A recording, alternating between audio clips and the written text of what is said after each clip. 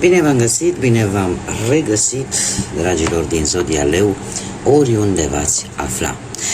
Bine ați venit tuturor pe canalul meu, Tarot Flor de Loto. Eu sunt Nina, pentru cei care nu mă cunosc, și ca de obicei mă bucur să vă am alături la o nouă lectură atemporală, fără limită de timp.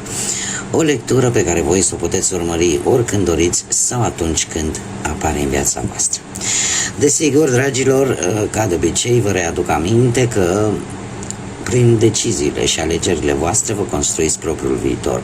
Este o lectură generală, așa că vă rog din suflet să luați decât ceea ce rezonează cu voi, iar restul lăsați-le să zboare în univers, pentru că sigur sunt pentru alte energii care într-o mai mică sau mai mare măsură au o legătură cu Zodia Leu. Așa că, dragii mei, toți cei care aveți Soarele, Luna, Venus, Ascendentul sau oricare alt aspect astral important pentru voi din harta voastră natală și care are legătură cu Zodia Leului, atunci această lectură este de asemenea și pentru voi. Și zic să începem și să vedem cam care este situația actuală. O să vedeți, va fi o lectură un pic diferită față de cele cu care mulți dintre voi v-ați obișnuit, dar eu zic că va fi una destul de interesantă și care poate vă va răspunde la multe întrebări. Haideți să vedem care este situația actuală în funcție de ce simțiți, ce vă doriți, ce situații traversați. Să vedem.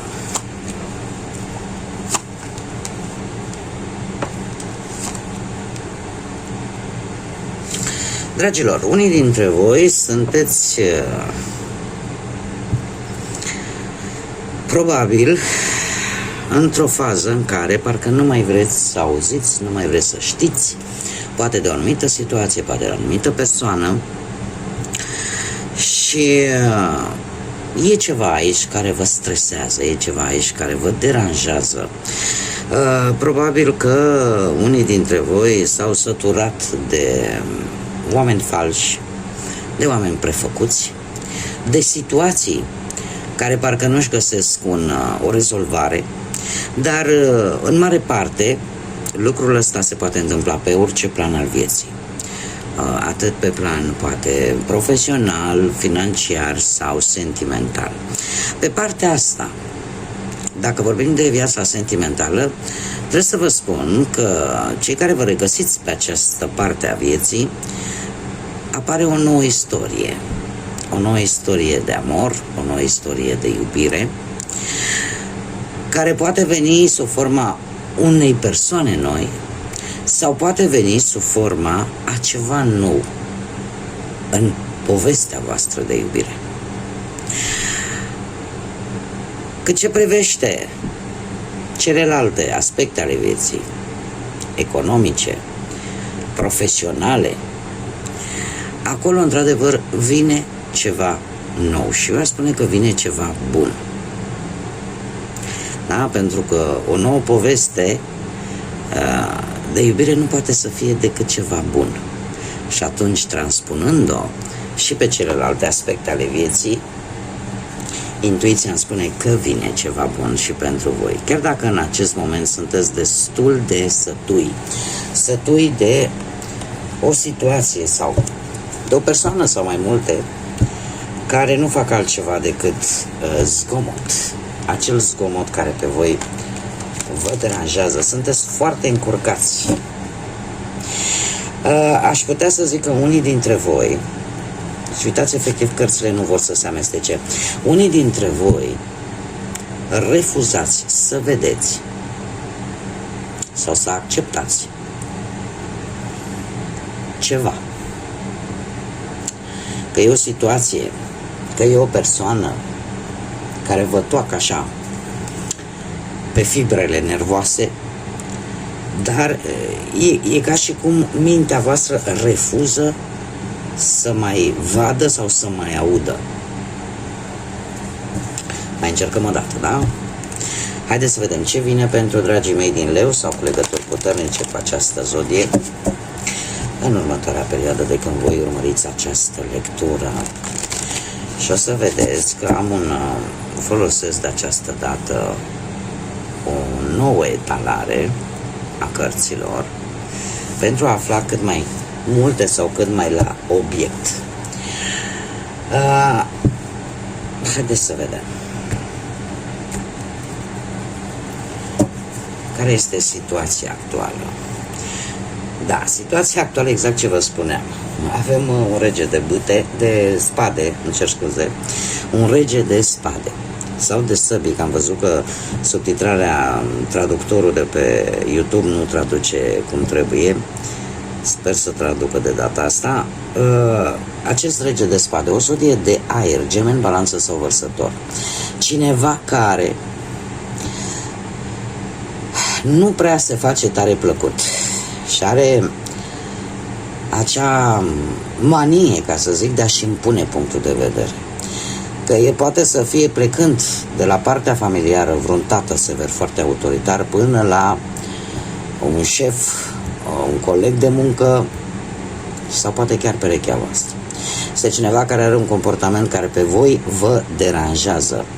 De ce? Pentru că poate nu pune preț pe problemele voastre personale. Poate că nu îl interesează sau nu interesează de situațiile prin care treceți voi.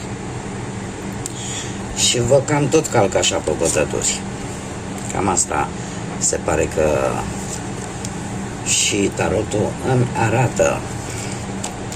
Haideți să le punem pe toate. Știu că unele dintre ele probabil că nu o să se vadă foarte bine, dar eu o să vi le arăt.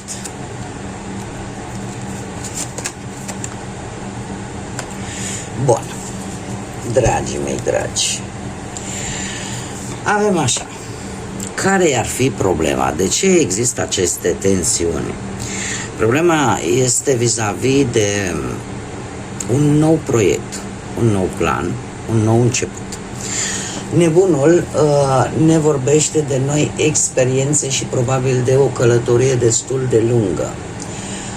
Sau poate o mutare, gândul de a vă muta. Sunteți dispuși? Nu știu dacă chiar poate fi numită o problemă, dar unii dintre voi chiar sunteți dispuși să vă asumați un risc, ori să începeți ceva nou pe plan profesional, ori să investiți în ceva nou pe plan material sau poate pe plan sentimental, cumva să vă riscați, să vă asumați un risc, cumva parcă fără să vă mai uitați în urmă. Aici, pentru unii dintre voi, nu pentru toată lumea, există tentația unei aventuri scurte pe plan sentimental. Iar asta este într-adevăr o problemă. E ca și cum ai zice, inima îmi spune să fac într-un fel, mintea, rațiunea, parcă vă oprește. Probabil că așa se întâmplă și pe plan profesional. Poate că unii dintre voi vă gândiți, dom'le, schimb locul de muncă, că nu mai suport pe Cutărică Cutărescu, că nu mai suport situația. Dar vine rațiunea și spune, ce ai să faci dacă nu găsești de muncă? Dar, din punctul ăsta de vedere, tendința voastră, și aici apare probabil ca și o problemă, este de a vă risca și de a începe ceva nou în viața voastră. Ce se vede? Sau mai bine zis, haideți să vedem cu ce ar trebui să înfrunți. Voi, dragilor, trebuie să înfruntați un capitol care se încheie în viața voastră. Un capitol important care a ajuns la sfârșitul său natural. Ceva care va veni în următoarea perioadă pentru voi și care cum să spun eu, vă va îndemna sau vă va face să vă dați seama că lucrurile au ajuns la un final. Lumea vorbește poate pentru unii dintre voi de o călătorie la propriu, o călătorie lungă și poate chiar legături cu străinătatea. Este o provocare, poate. Dar de asemenea, în urma închiderii acestei etape din viața voastră, fie ea la orice aspect al vieții, vorbim financiar, profesional, sentimental, pentru voi asta înseamnă, cum să spun eu, o reușită, chiar dacă sună un pic și va fi o reușită care, cu care te-ai mai confruntat și care pentru unii dintre voi e posibil să aibă legătură cu familia, pentru unii dintre voi. Dar vom vedea după ce, când ajungem la această parte, să vedem cum se vor desfășura lucrurile. Acum, ce se vede? Se vede, dragilor, că deveniți acei lei, energici, dominanți, deciși, care nu se lasă până nu obține ceea ce își doresc. Se vede că vreți să fiți în centrul atenției, se vede că nu o să mai acceptați răspunsuri negative, se vede că sunteți magnetici, că veți profita de orice șansă, orice posibilitate de a avea reușite rapide. De asemenea, apare acea tendință binecunoscută de a fi oarecum interesați de felul în care vă îmbrăcați, de felul în care poate vă decorați casa. Cumva, chiar și în relație, ce se vede că voi depuneți un efort. Da? Depuneți un efort care să întărească relația pe care o aveți. Și lucrul ăsta se vede. Ce nu se vede, avem acest 3 de monede. Ce nu se vede este că există, cum să spun eu, un plan, o idee, un proiect care, pentru a se concretiza, pentru a deveni realitate, va fi nevoie, în afară de proiectul în sine, da? Și în afară de abilitățile voastre, va fi nevoie și de alte persoane. Se pare că ce nu vedeți voi este că, într-adevăr, puteți obține ceva important, dar cu ajutorul altor persoane, și în special pe partea profesională sau financiară. Ce nu știți voi și poate nu vi se spune este că voi sunteți valoroși la locul de muncă sau felul în care voi vă câștigați viața. Chiar dacă poate unii dintre voi nu câștigați pe măsura muncii pe care voi o prestați. Dar voi valoare aveți, și chiar dacă voi asta nu știți. Și ce nu mai știți, că veți primi recompense. În următoarea perioadă veți primi niște recompense în urma muncii pe care voi ați depus-o. De asta am pus accent foarte mult pe partea asta profesională și financiară. Acum, haideți să vedem cum vor fi lucrurile. Lucrurile se vor desfășura, cum să spun eu, un pic încurcat, ca să zic așa, la început. De ce? Că vei fi pus în oarecare dilemă, la o răscruce așa de decizii, de alegeri. Doiul de bâte îmi vorbește de asemenea de a încerca să ieși din obișnuit, din cotidian, pentru a rezolva o anumită situație. De asta am pus accent foarte mult pe familie, pentru că poate fi legată de familie, dar nu numai. Într-adevăr, încă mi se vorbește de implicarea mai multor persoane, indiferent pe ce plan al vieții vorbim. Apare implicarea unor persoane și faptul că voi veți ajunge la un moment dat să faceți o alegere, să trebuiască să faceți o alegere, să trebuiască să luați o anumită decizie. Cum de asemenea e posibil să faceți drumuri destul de multe pentru a rezolva ceva. Unii poate că, eu aș zice, chiar dacă veți avea ceva decizii de luat sau ceva alegeri, veți ști să le faceți. Nu e ceva dintr-o altă lume. De ce? Pentru că știți exact informațiile care vă trebuie, în așa fel încât să o luați pe drumul care trebuie, să faceți alegerea corectă și o veți face, dragilor. Pentru că avem un 10 de cupe, da, un 10 de cupe care, mai ales pe planul ăsta sentimental, vreau să spun că chiar anunță un eveniment familiar important pentru voi. Ceva care va, mai ales pentru cei care sunteți într-o relație, va face ca relația voastră să fie una fericită pentru multă vreme.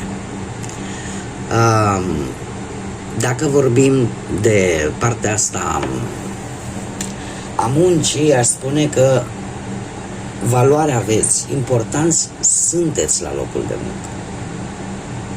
Iar cei care totuși sunteți în căutarea unui job, în următoarea perioadă e posibil să primiți o veste despre un post, un job satisfăcător pentru voi. Ce-ar mai fi de spus? Că pe partea banilor e posibil lucrurile să se rezolve, da? Să vină pentru voi în sfârșit să apară o stabilitate și o ușoară creștere. Acum, desigur, avem și un arcan major, se repetă încă o dată zodiile de aer, mă scuzați, Gemeni în special. De asemenea, în următoarea perioadă pentru voi se pare că este o perioadă a deciziilor importante din viața voastră. Și dacă vorbim pe plan sentimental, aș spune că această decizie importantă o veți lua cu inima. Veți face un compromis important. De ce? Pentru că sunteți dispuși la o schimbare importantă în viața voastră, mai ales pe planul sentimental. Aș spune că și pe cel profesional apare o schimbare de loc sau descoperiți cine are ceva cu voi. Iar asta vă va face să luați o decizie importantă, dar care va veni la pachet, cum am mai spus, cu un compromis. Un compromis pe care voi o să vi-l asumați. De ce? Pentru că vreți să se schimbe ceva pe plan profesional. Cum de asemenea, aș mai spune că cu bănuții vin beneficii, adevărat, temporare, nu e niște bani care probabil trebuiau să vină, nu știu, dau un exemplu. Poate că trebuia să primiți niște bani care vin practic o singură dată sau vin la o anumită perioadă de timp, la 3 luni, la 6 luni, ceva de genul ăsta. Cum de asemenea se poate veni și un câștig, nu foarte mare, dar un câștig neprevăzut, la care voi să nu vă gândiți. Cam asta vă așteaptă, decizii importante, dragilor, decizii, schimbări în viața voastră. Haideți să vedem ce ne spune acest oracol al șoaptelor oceanului, acest minunat oracol, care e atât de fain. Ia uite pe căldura asta, ia uite ce frumos e. Mie îmi place maxim. Și haideți să vedem ce vine pentru dragii mei din Leu.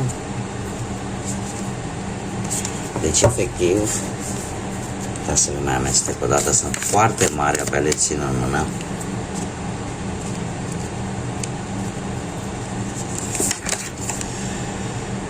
Da, fiecare pas contează și avem numărul 10, dragilor, ce vă spuneam, lucruri care se termină, lucruri care încep. Numărul 10 ne vorbește de puterea voastră de transformare, de ceea ce voi manifestați că vă doriți. 10 ne vorbește de îndeplinire de dorințe, îndeplinire de planuri, concluzionări de etape, de capitole din viața voastră, dar în același timp ne vorbește de noi începuturi. Ca și cum ai spune, sfârșit și de la capăt. Cumva are cam aceeași energie a numărului 1, care de asemenea înseamnă începuturi, dar doar că suntem la un nivel mult mai înalt. Ce ne spune acest mesaj? Ne spune în felul următor, că fiecare pas contează. Acesta este un avantaj care te îndeamnă să iei cumva lucrurile pas cu pas. Da? Adică decât să facem ceva repede și prost, mai bine cât un pas mic e mergi înainte, știi că nu stai pe loc. Așa că respiri adânc și plin și fii atent la opțiunile pe care le ai. Adică lucrurile mai bine se desfășoară într-un anumit ritm, chiar dacă el nu este unul foarte rapid, dar important e să avansezi. Haideți să vedem și regatul sufletului, ce ne spune pentru dragii mei din leu. Dragilor, veți avea parte de o surpriză minunată, care îți aduce ceva cu totul și cu totul nou. Adică ceva cu care nu te-ai mai întâlnit până acum. Dar este ceva pe care tu ți l-ai dorit la un moment dat, dar nu l-ai avut. Poate să fie orice, pe orice plan al vieții. Și avem numărul 27, care poate sau nu să vă zică ceva, cum de asemenea și numărul 9, încă o dată se repetă 9. Dragilor, cei care v-ați regăsit cu această lectură sau cu frânturi, cel puțin din această lectură, trebuie să vă spun că într-adevăr ceva se termină la voi, ceva se pregătește în a se termina. Nu știu, poate să fie și o situație negativă, poate să fie ceva ce voi deja v-a ajuns până peste urechi, ce voi nu mai suportați. Deci, pregătiți-vă de sfârșituri, dar și de noi începuturi. Da? Pentru că se pare că, într-adevăr, și voi ați ajuns într-un stadiu, într-o fază în care chiar simțiți acea necesitate de a termina ceva, de a închide un capitol din viața voastră. Bun, dragii mei, cam atât am avut pentru voi. Eu vă mulțumesc din suflet pentru prezență și, desigur, mii de mulțumiri tuturor celor care, prin gesturile lor, prin like-uri, distribuiri, comentarii, își aduc aportul în susținerea acestui canal, iar eu nu am decât să vă mulțumesc din suflet pentru toate aceste gesturi. Desigur, le urez bun venit tuturor celor care sunteți noi aici pe canal, în comunitatea noastră de flori de lotus. Iar până data viitoare, când ne vom reîntâlni la o nouă lectură, vă doresc tot binele din lume, să aveți acea energie care vă caracterizează, solară. Și, așa cum bine zice acest mesaj, luați-o pas cu pas. Da, vorba unei vechi fraze antice, Roma nu s-a construit în câteva zile. Așa că luați-o pas cu pas încet, pentru că se pare că lucruri minunate se îndreaptă către voi. Până data viitoare, numai bine, multă energie pozitivă și să fiți iubiți, dragilor!